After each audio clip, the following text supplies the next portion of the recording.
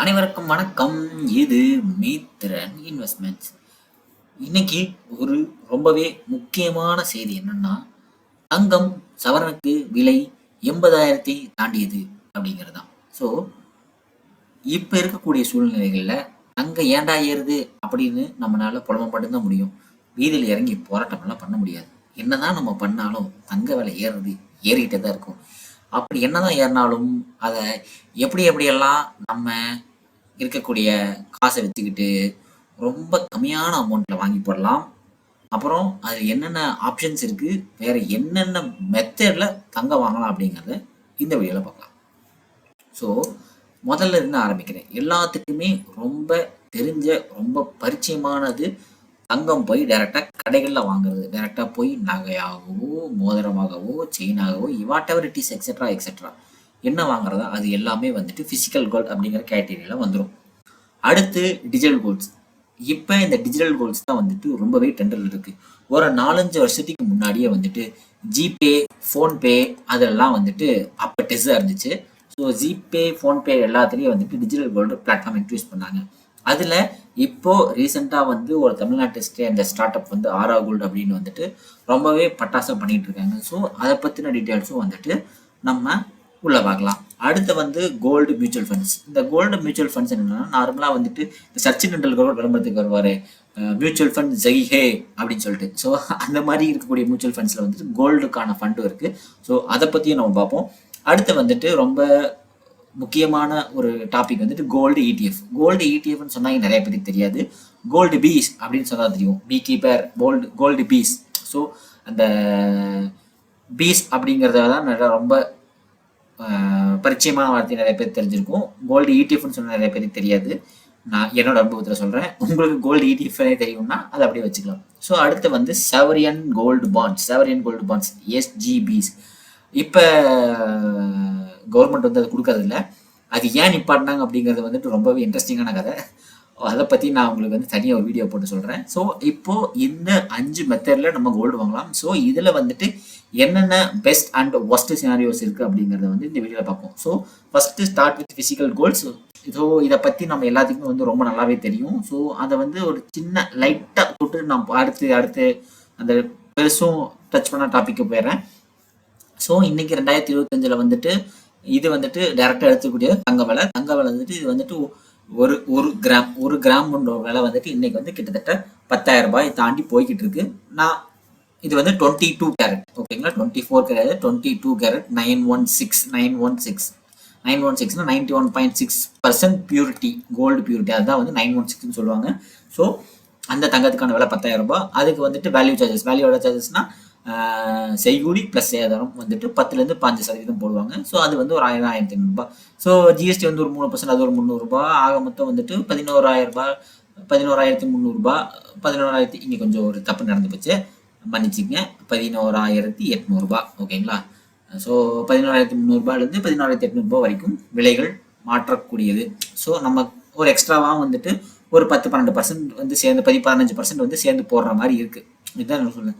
So தங்கம் வந்து வருஷத்துக்கு வந்து 15% ஆவரேஜாக அதோட விலை ஏறி இருக்கு. ஸோ 2000 இப்போ வரைக்கும் இருக்கக்கூடிய டேட்டாஸை வந்து பார்க்கும்போது, இதுக்கு முன்னாடியே நான் வந்துட்டு கோல்டு ஹிஸ்ட்ரியை வச்சு எப்படி ட்ராக் பண்ணலாம், எல்ஐசி வச்சுட்டு கோல்டு ஹிஸ்ட்ரியை ட்ராக் பண்ணுற ஒரு வீடியோ போட்டிருக்கேன். அதில் வந்துட்டு ஒரு எக்ஸல் போட்டு வச்சுருக்கேன். அதில் வந்துட்டு 2000 இப்போ வரைக்கும் இருக்கக்கூடிய எல்லா கோல்டு ப்ரைஸ் இருக்குது. ஸோ அந்த கோல்டு ப்ரைஸை நீங்கள் வேணாலும் கிராஸ் வெரிஃபை பண்ணி பார்த்துக்கலாம்.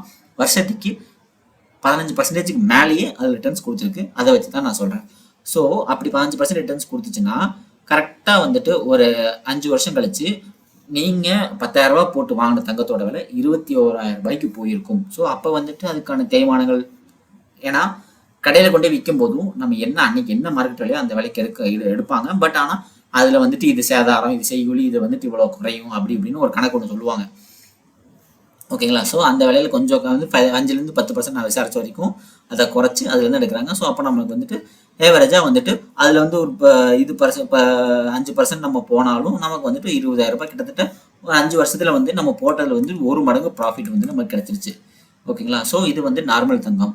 பொதுவாகவே தங்கம் வந்துட்டு நீங்கள் சேவிங்ஸில் பண்ணணும்னு பிளான் பண்ணிங்கன்னா ஜுவல்ஸாக வாங்குறத விட காயினாக வாங்கினீங்கன்னா உங்களுக்கு வந்து இந்த வேஸ்டேஜ் அதெல்லாம் ரொம்ப கம்மியாக இருக்கும். இதை வேணால் ட்ரை பண்ணி பாருங்கள். அடுத்து வந்துட்டு நம்ம பார்க்கக்கூடிய ஒரு முக்கியமான விஷயம், இப்போ ட்ரெண்டிங்கில் போயிட்டு இருக்க டிஜிட்டல் கோல்டு. ஸோ இந்த டிஜிட்டல் கோல்டு டேட்டா வந்துட்டு நான் ஆரா கோல்டுன்னு எடுத்திருக்கேன். ஸோ இந்த ஆரா கோல்டு வந்து எப்படி வேலை செய்யுதுன்னா, இப்போ இருக்கக்கூடிய மார்க்கெட் விலைக்கும் அவங்களோட பையிங் ரேட், அதாவது நீங்கள் வாங்கக்கூடிய ரேட்டுக்கும் வந்துட்டு ஒரு குறிப்பிட்ட ஸ்ப்ரெட் வச்சுருப்பாங்க. ஸோ இங்கே பார்த்தீங்கன்னா 11,133 ரூபா, இங்கே பார்த்தீங்கன்னா 11,230 ரூபா, கிட்டத்தட்ட ஒரு 96 ரூபா அப்படிங்கிறது வந்துட்டு ஒரு ஒரு ப்ரைஸ் டிஃப்ரென்ஸ் இருக்குது. ஸோ இந்த ப்ரைஸ் டிஃப்ரென்ஸாக வந்து ஸ்ப்ரெட்டுன்னு சொல்கிறாங்க. ஓகேங்களா, இந்த ஸ்ப்ரெட் வந்துட்டு பையிங்கில் வந்துட்டு ஒரு 1 to 2% இருக்கும் இந்த ஆரா கோல்டில். அதே மாதிரி செல்லிங்கில் வந்து 1.96% வந்து எக்ஸாக்டாக இருக்குது. ஸோ இது வந்துட்டு மாற்றலுக்குரியது. இந்த தங்கத்திலேயே வந்துட்டு ரொம்ப ஒரு முக்கியமான விஷயம் இருக்குது. என்னென்னா, அந்த விலையை நம்ம எங்கேருந்து கரெக்டாக எடுக்கிறதுன்னு இப்போ வரைக்கும் தெரியல. யாராச்சும் தெரிஞ்சா சொல்லுங்கள், எந்த வெப்சைட் கரெக்ட் வெப்சைட்? இந்த வெப்சைட் தான் வந்துட்டு எல்லா கடைகளும் ஃபாலோ பண்ணுறாங்க, எல்லா இடத்துலையும் ஃபாலோ பண்ணுறாங்க. ஏன்னா ஷேர் மார்க்கெட்டில் ஒரு டேட்டா வருது, ஒவ்வொரு வெப்சைட்டில் ஒவ்வொரு மாதிரி வருது. அதுவும் இல்லாமல் ஒவ்வொரு ஜுவல்லரி வெப்சைட்டில் ஒவ்வொரு ப்ரைஸ் வருது, அந்த ஒவ்வொரு ஜுவல்லரிக்கும் தனித்தனி ப்ரைஸ் ஓடிக்கிட்டு இருக்கு. ஸோ எது வந்துட்டு இன்னும் இந்தியாவோட கோல்டு ப்ரைஸுங்கிறதே கண்டுபிடிக்க முடியல. அதுலேயும் பார்த்தீங்கன்னா ஸ்டேட் வைஸாக இருக்குது, டிஸ்ட்ரிக்ட் வைஸாக இருக்குது. இதே இந்த இந்த இந்த வெப்சைட் நான் எடுத்ததுலேயே வந்துட்டு கோல்டு டுடேன்னு நினைக்கிறேன். ஸோ அந்த கோல்டு டேஸில் பார்த்தீங்கன்னா கீழே ஸ்டேட் வைஸாக ஒரு ப்ரைஸ் லிஸ்ட் போட்டு வச்சுருக்கான், இதுக்கு ஒரு ப்ரைஸ் லிஸ்ட் போட்டிருக்கான். எதுக்கு அந்த ஸ்டேட் டிஃப்ரென்ஸ் தெரில, எதுக்கு அந்த சென்டர் எல்லாமே ஒரே ஜிஎஸ்டிக்குள்ளே தான் வருது. அப்புறம் என்ன டிரான்ஸ்போர்ட் சார்ஜஸ்க்கு வருதா, இல்லை என்ன கணக்கில் போகிறாங்கன்னு தெரியல. சரி, okay, what ever it is, நம்ம ஊரில் என்ன இருக்கோ அதில் நம்ம என்ன எதுலெல்லாம் பண்ணி அந்த கிளிப்பிங்ஸ் எல்லாம் பண்ணி எந்த சின்ன சின்ன ஒரு ஃப்ராடுத்தனெல்லாம் பண்ணி எப்படியெல்லாம் நம்ம அதை சேவிக்கணுமோ அதில் நம்ம சேவிச்சு வச்சுக்கலாம் as per the government regulations படி. ஓகேங்களா, as per the government regulation என்னென்ன சொல்கிறோமோ அதுக்கேற்ற மாதிரி நம்ம சேவிங்ஸ் பண்ணி வச்சுக்கலாம். இங்கே என்ன அப்படின்னா, இதில் வாங்குற விலைக்கும் விற்கிற விலைக்கும் ஒரு வித்தியாசம் இருக்குது. ஸோ வாங்குற விலை வந்துட்டு 11,230 ரூபா, விற்கிற விலை வந்துட்டு 11,009 ரூபா தான். ஸோ இந்த 220 ரூபா டிஃப்ரென்ஸ் தான் வந்து அவங்களுடைய லாபம். அந்த 2% ஸ்ப்ரெட். நீங்கள் எவ்வளோ பெரிய அமௌண்ட்டு நீங்கள் வாங்கி எவ்வளோ பெரிய அமௌண்ட் நீங்கள் விற்றீங்கனாலும் அவங்களுக்கு அந்த 2% ஸ்ப்ரெட்டை வந்துட்டு நீங்கள் கொடுக்கணும். அந்த 2% ஸ்ப்ரெட்டு தான் வந்து அவங்க ப்ராஃபிட். டிஜிட்டல் கோல்டு கம்பெனி, அதாவது ஆரா கோல்டோட ப்ராஃபிட். இது வந்துட்டு நான் சும்மா ஒரு கொளுத்தி போட்டு போடுறேன். அமௌண்ட் கம்மியாக இருக்கும்போது ஸ்ப்ரெட்டு கம்மியாக இருக்கும், அமௌண்ட் ஜாஸ்தி ஆகும்போது அவங்களுக்கு ஸ்ப்ரெட்டும் ஜாஸ்தியாகும். அதையும் நோட் பண்ணிங்க. ஓகேங்களா, ப்ளஸ் என்னதான் இருந்தாலும் கவர்மெண்ட்டுக்கு அதை விட முக்கியமாக கவர்மெண்ட்டுக்கு வந்து 3% வந்துட்டு நம்ம ஜிஎஸ்டி கட்டி ஆகணும், அதுலேருந்து தப்பிக்க முடியாது நம்ம. ஓகேங்களா, ஸோ இதுதான் வந்து ஆரா கோல்டு இருக்கக்கூடிய ப்ளஸ் மைனஸ். இதில் என்னென்னா, எந்த ஒரு பிளாட்ஃபார்ம் மெயின்டெனன்ஸ் ஃபீஸ் அப்படிங்கிறது கிடையாது. இந்த ஸ்ப்ரெட்லாம் வச்சு அவங்க எல்லாமே பண்ணுறான். அட் த சேம் டைம் நீங்கள் முடிச்சுட்டு இதை நீங்கள் டெலிவரி கேட்டிங்கன்னா டெலிவரிக்கான சார்ஜஸ் வந்து எக்ஸ்ட்ரா. ஸோ 300 போட்டிருந்துச்சு. மேபி நான் தமிழ்நாட்டுக்குள்ளே இருக்கிறங்காட்டி 300 போட்டுருன்னு நினைக்கிறேன். Maybe other state all over இதான். இது வந்து சென்னையில் தான் அவங்களோட வால்ட் இருக்குது. ஸோ இது தமிழ்நாடு பேஸ்ட் ஸ்டார்ட் அப்புக்குனால எனக்கு 300 கிடச்சி. அதர் தென் ஸ்டேட் இது வேறு ஏதாச்சும் இருந்தீங்கன்னா மேபி உங்களுக்கு கொஞ்சம் எக்ஸ்ட்ராவாக காட்டலாம். அது வந்து உங்களுக்கு புரியுது. ஸோ அடுத்து என்ன ஃபண்டு என்ன மெத்தட் அப்படின்னு பார்த்தோம்னா, எல்லாத்துக்கும் தெரிஞ்ச கோல்டு பீஸ், அதாவது கோல்டு இடிஎஃப் உள்ள இருக்கக்கூடிய ஒரு இன்ஸ்ட்ருமெண்ட் தான் வந்துட்டு கோல்டு பீஸ். ஸோ இந்த கோல்டு பீஸ் என்னன்னா, நம்ம வந்துட்டு இன்னைக்கான கோல்டு ரேட், அதாவது கோல்டு ரேட்டுக்கு ஈக்குவலண்டான ஃபண்ட் ரேட்டிங், அதாவது ஈக்குவலண்ட் ஃபண்டுக்கு உண்டான வேல்யூ தான் வந்துட்டு இந்த 91.1. அதாவது இந்த கோல்டு பீஸை வந்துட்டு நிப்பான் இந்தியா வந்துட்டு அவங்க வந்து இந்த ஃபண்டை மேனேஜ் பண்ணுறாங்க. இந்த ஃபண்டை வந்துட்டு இன்னைக்கான கோல்டு ப்ரைஸ் இறக்கத்துக்கு ஏற்ற மாதிரி இந்த விலை வந்து மாறிட்டே இருக்கும். ஸோ இதோட நீங்கள் ஒரு 15 வருஷத்துக்கு முன்னாடி இருக்கக்கூடிய ஒரு 5 வருஷம் 10 வருஷத்துக்கு முன்னாடி இருக்கக்கூடிய சார்ட் பார்த்தீங்கன்னா ஒரு வந்துட்டு 30 ரூபா 40 ரூபா அப்படின்னு இருக்கும். ஸோ தங்க விலை 15% ஏறுச்சுன்னா இதுவும் 15% ஏறும். அதாவது 40 ரூபாய்னு இருந்துச்சு அப்படின்னா 10% தங்க விலை ஏறுதுன்னா 44 ரூபாய் ஏறும். ஆனால் நமக்கு வந்துட்டு இப்போ 1000 ரூபாய்க்கு 1000 ரூபாய் 10,000 ரூபாய் இருக்குது அப்படின்னா ஸோ அந்த விலைக்கு ஈக்குவலண்ட்டாக இங்கேவும் ஃபண்டு சேஞ்ச் ஆகும். ஸோ இதுக்கு நமக்கு மொத்தம் வாங்குறதுக்கு எவ்வளோ சார்ஜஸ் ஆகுது அப்படின்னா வெறும் 2 ரூபா 38 பைசா தான். டிமேட் அக்கௌண்ட் ஓப்பன் பண்ணுறது free. Demat account free open பண்ணிட்டீங்க அப்படின்னா நீங்கள் வெறும் 2 ரூபா 38 பைசா கொடுத்தீங்கனாலே போதும். இதுக்கு வந்து நீங்கள் கவர்மெண்ட்டுக்கு டேக்ஸு ப்ரோக்கரேஜ் இதை நான் வந்து 0 தாள் எடுத்திருக்கேன். 0 தாள் எடுத்தங்காட்டி ப்ரோக்கரேஜ் வந்து 0.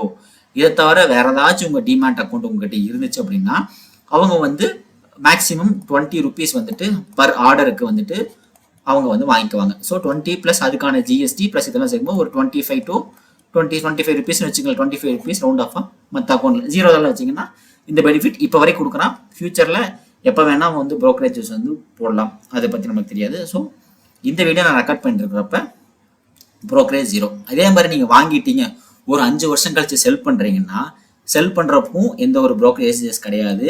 ஓகேங்களா? செல்லிங்க்கு வந்து 38 பைசா தான் வாங்குறான். சரி, நீங்கள் ஒரு 10 வருஷம் கழிச்சு நீங்கள் பண்ணுறீங்கிறப்ப வந்து அதிகபட்சமாக ஒரு ₹1 இல்லை ₹2 போகிறக்கான வாய்ப்புகள் இருக்குது. இப்போ வரைக்கும் நான் ஃபாலோ பண்ணிட்டு இருக்க கடந்த 5 வருஷத்தில் எந்த ஒரு மாற்றங்களும் இல்லை.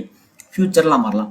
இதில் இவ்வளோ பெனிஃபிட்ஸ் இருக்குது. பட் ஆனால் இதில் இருக்கக்கூடிய ஒரே ஒரு டிஸ்அட்வான்டேஜ் என்னன்னா எக்ஸ்பென்ஸ் ரேஷியோன்னு ஒன்று இருக்குது. ஸோ எக்ஸ்பென்ஸ் ரேஷியோ கோல்டு பிசிக்கு வந்து 0.08%.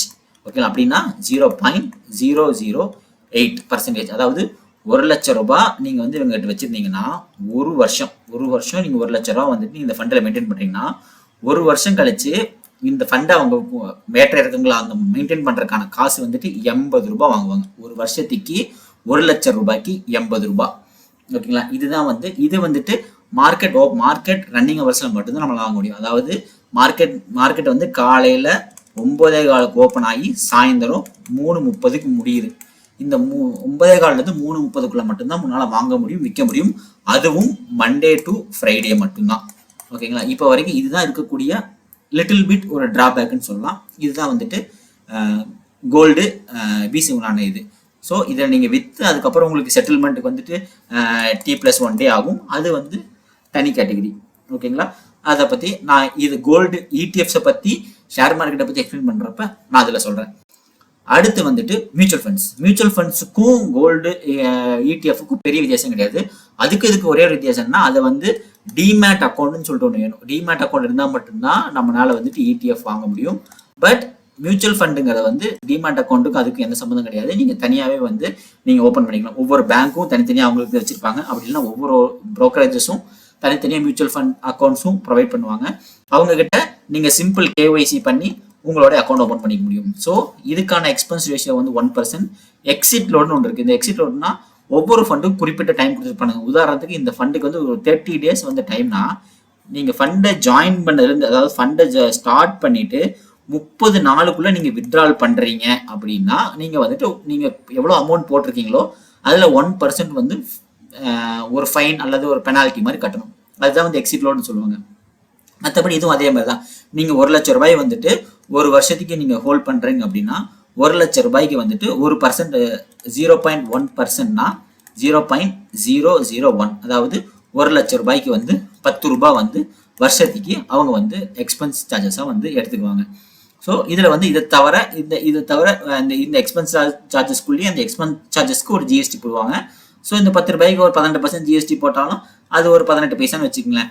ஸோ அதனால உங்களுக்கு வந்து இதில் ஒரு மிகப்பெரிய அமௌண்ட் வந்துட்டு, அதாவது அங்கே நம்ம கொடுக்கக்கூடிய அந்த 10% 5% செய்கூலி சேதாரத்துக்கு நம்ம கொடுக்கறத நீங்கள் இன்வெஸ்ட்மெண்ட்டாக பண்ணுறீங்கன்னா இடிஎஃப்லேயோ அல்லது கோல்டு மியூச்சுவல் ஃபண்ட்ஸ்லையோ நீங்கள் போட்டிங்கன்னா அந்த 10% வந்து காம்பவுண்டிங் இன்ட்ரெஸ்ட் பிரின்சிபாலில் உங்களுக்கு வந்துட்டு அதிகமான பெனிஃபிட்ஸ் தரும்.